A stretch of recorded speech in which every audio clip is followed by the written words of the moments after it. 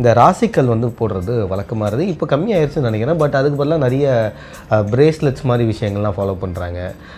வித்தியாசமான ஸ்டோன்ஸ் வந்து இப்போது கேரி பண்ணுறாங்க.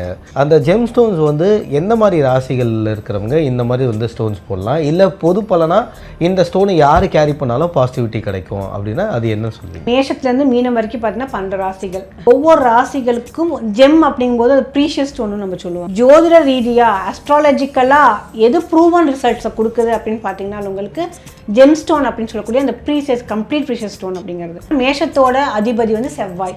அப்போ செவ்வாய்க்கு வந்து பவளத்துக்கு அதிபதி.